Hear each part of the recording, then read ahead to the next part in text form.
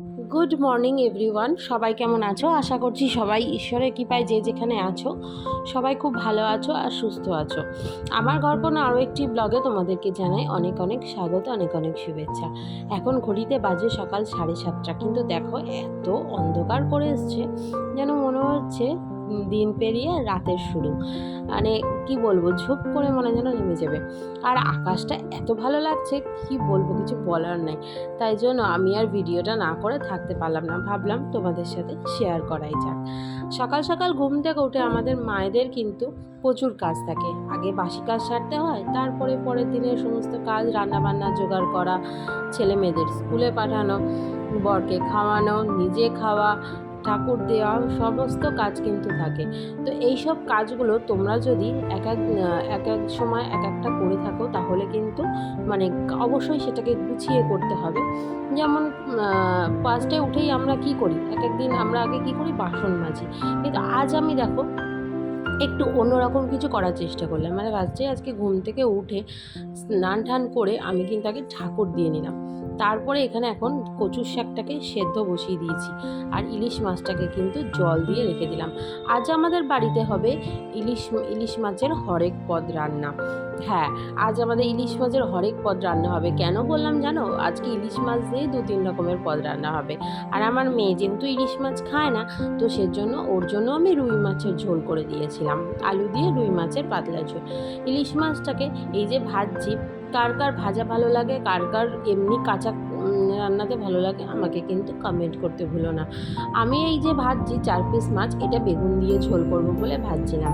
আর ওই যে কচুর শাকটা বসিয়েছিলাম, বাঙালির একটা অথেন্টিক খাবার বানাবো কচুর শাক দিয়ে ইলিশ মাছের মাথা দিয়ে। তো এটাও খেতে কার কার ভালো লাগে তারাও কিন্তু অবশ্যই কমেন্ট করো। আর 4 পিস রেখেছিলাম, সেটা কিন্তু আমি অবশ্য ভাপা করে নেব। সকালবেলা আজকাল ওটস ছাড়া আমার কিছুই ভালো লাগে না। ওটস না খেলে আমার খিদেটাই যেন মেটে না, আর তৃপ্তিও হয় না। তাই সকাল সকাল দই, ওটস আর শশা নিয়ে আজকে টিফিন করতে বসে গেছি। ওর বাবাও একটু পরে চলে আসবে, তাকে খেতে দেবো। আর মেয়েকে খাইয়ে দাইয়ে সকাল সকাল আমি স্কুলে পাঠিয়ে দিচ্ছি। তারপরে কিন্তু রান্না করতে করতে, রান্নার ফাঁকে ফাঁকে কিন্তু এইসব কাজগুলো আমি সারবো। যেমন এই যে আমার খাওয়া বলো, তারপরে যেমন ধরো ঘর ঝাড় দেওয়া, ঘরগুলো একটু হালকা ঝাড়া পোছা পরিষ্কার করা, তারপরে কিন্তু বাসন মাজা, যে রান্না করতে করতে যেসব বাসনগুলো থাকে, কাপড় কাচা, এই সমস্ত কাজবাজগুলো কিন্তু আমাকে এই রান্না করতে করতেই সারতে হবে। তাহলে এদিকে একদিকে রান্নাটাও হবে, এদিকে ঘরের কাজটাও হবে। তা না হলে তো অনেকটা টাইম লেগে যাবে। কথায় বলে রূপে লক্ষ্মী গুণে সরস্বতী। তো বন্ধুরা, আমি রূপে কতটা লক্ষ্মী আমি জানি না, তবে গুণে সরস্বতী হওয়ার সবসময় চেষ্টা করি। আমার নিজের কাজ দিয়ে, আমার মানে এই যে ধরো ঘর দুয়ার মোছা পরিষ্কার করা, অনেকে বলে পিতপিতে বাই, কিন্তু এগুলো অ্যাকচুয়ালি পিতপিতে বাই কিনা জানি না। নিজের ঘর নিজে সুন্দর করে সাজিয়ে রাখবো, নিজের ঘর নিজে যত ভালো রাখবো, পরিষ্কার রাখবো, পরিষ্কার পরিচ্ছন্ন রাখবো, তাহলেই তো আমার আশেপাশের বা আমার ঘরের মানুষগুলো ভালো থাকবে, সুস্থ থাকবে। তাদের কোনো রকম কোনো অসুবিধা হবে না, কোনো রকম কোনো অসুখ সঙ্গে সঙ্গে অ্যাটাক করতে পারবে না। এটাই কিন্তু আমার চিন্তা ভাবনা। তো দেখো, তোমাদের সাথে কথা বলতে বলতে না নিচ থেকে কেচেও নিয়ে এসছি। আমি তোমাদেরকে একদিন দেখিয়েছিলাম যে আমরা কিন্তু নিচে কাছাকাছি করি, আমরা কিন্তু ওপরে কাচি না। তো এখন দেখো নিচ থেকে কেচে নিয়ে এসে এখানে জামা কাপড়গুলো মেলছি। জামা কাপড়গুলো ঠিক মেলছি ঠিকই, কিন্তু কিছুক্ষণ পরে এসে যেন আমাকে এখান থেকে তুলে না এই বারান্দার যে আটটা লাগানো, সেই আড়ের মধ্যে আমাকে মেলতে হয়েছে। আসলে ঝুপ করে একটু বৃষ্টি নেমেছিল তার জন্য। আর সে কি বৃষ্টি, সকাল থেকে কিন্তু মেঘ করে আছে, অথচ বৃষ্টিটা নেমেছে ঠিক দুপুর তখন 1:30 মতো বাজে। সমস্ত বাকি কাজকর্মগুলো সেরে এখন চলে এসেছি কিন্তু স্নান করতে। সকালে আমার দিনে 2বার স্নান হয়, শীত গ্রীষ্ম বর্ষা বলো 2বার করে স্নান হয় ম্যাক্সিমাম দিনই। শীতকালে হয়তো যখন খুব ঠান্ডা পড়ে 2-1 দিন হয়তো আমি চান মানে সকালবেলায় করে নিই, বাকি কাজকর্ম ছেড়ে পরে নাইটি একদম আর ধুয়ে দিই, নাইটি ছেড়ে নিই। তো এখন দেখো স্নান টান করে মাথায় সিঁদুর টিঁদুর পরে নিলাম। আর স্নান টান করে উঠে একটু মাথায় সিঁদুর না পরলে ভালো লাগে না। তো চলো এখন একটুখানি টিভি দেখবো। এর মধ্যে কিন্তু ওর বাবা ঢুকে গেছে। আর এখন আমি কিন্তু একটু খবর দেখে নিই, একটু পরেই মেয়ে উঠে আসবে। ও প্রথম স্কুল থেকে এসেই ফার্স্টে আগে ঢুকবে হচ্ছে নিচে ঠাম্মা দাদুর ঘরে। আগে ঠাম্মা দাদুর সাথে দেখা করে নিচ থেকে জুতো খুলে তারপর দেখো না কিছুক্ষণ পরে দেখো উপরে আসবে। আর এসেই কিন্তু ওর শরীর ছেড়ে দেয়।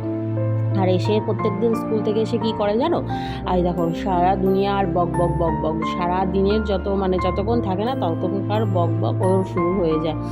আর সারা দুনিয়ার সমস্ত যে বন্ধু বান্ধবদের সঙ্গে থাকে সবার নামে নিন্দা করে, স্যারদের নামে বলে স্যার আজকে আমাকে দাঁড় করিয়ে দিয়েছে, স্যার এই করেছে, স্যার আমাকে বকেছে, স্যার সেই করেছে, এই সমস্ত কথাবার্তা কিন্তু ও সমানে বলতে থাকে। আর ছোটো চমকেও কথা শুনতেও খুব ভালো লাগে। প্রত্যেক দিন ওই দেখো নিন্দা করছে, প্রত্যেক দিন চালানো। তো কী বলবো, হাসিও পায়, আবার ওকে আমি কিছু বলতেও পারি না। আবার আমি নিজেও খুব হাসি পাই, তোমাদের সঙ্গে ভয়েস ওভার দিচ্ছি, আমি নিজেও হাসছি।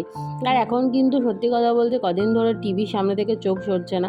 কদিন তো নিজে কাজকর্ম দিয়েই বন্ধ ছিলাম, কোনো ব্লগ ভিডিও তোমাদের সাথে সেরকমভাবে দিতে পারিও নি। সত্যি কথা বলতে মনও চায়নি যে আমি দেবো। কটা বাজে ঘড়িতে দেখে নিলাম, আর মেয়েকে বলছি এবার জামা কাপড়গুলো খোল, যা হাত মুখ ধো। আর দেখো ওর পুরো শরীর ছেড়ে দেয়, স্কুল থেকে এসে যা বদমাইশি করতে থাকে তোমাদেরকেও দেখো কেমন ইয়ার্কি মারছে আমার সঙ্গে একবার দেখো। এরপরে নিজে খুলেই কিন্তু নিজে যাবে, এখন কিন্তু হাত মুখ ধোবে। তো বন্ধুরা আজকের ভিডিওটা এই পর্যন্তই। আজকে আর ভিডিও এর থেকে লং করব না। কেমন লাগলো কমেন্ট করে জানাতে কিন্তু ভুলো না। আর এই যে হরেক রকমের ইলিশ পদের রান্না নিয়ে খেতে কিন্তু আমরা বসে গেছি, সাথে ছিল স্যালাড হিসাবে শসা। তো ভালো লাগলে একটা করে লাইক করে দিয়ে চ্যানেলের পাশে থেকো। অবশ্যই যে যেখানে থেকো সুন্দর থেকো, ভালো থেকো, সেফটি থেকো। আর কিন্তু নিজের সেফটি এখন প্রচুর দরকার, বিশেষ করে মেয়েদের ঘরে কিন্তু মেয়েদের অবশ্যই পারলে যেমন রান্না বান্না, পড়াশুনো সমস্ত কিছু শেখাচ্ছ, পারলে মেয়েদের একটু মার্শাল আর্ট শেখাও, ক্যারেটে শেখাও, একটু নানচাকু এগুলো এই সমস্ত চালানো এগুলো কিন্তু শেখাও। তো চলো বন্ধুরা আজকের ভিডিওটা এই পর্যন্তই। সবাইকে টাটা করে আজকের মতো এখান থেকে বিদায় নিলাম। আবার দেখা হবে একটা সুন্দর নতুন ঝকঝকে তকতকে ব্লগের সাথে।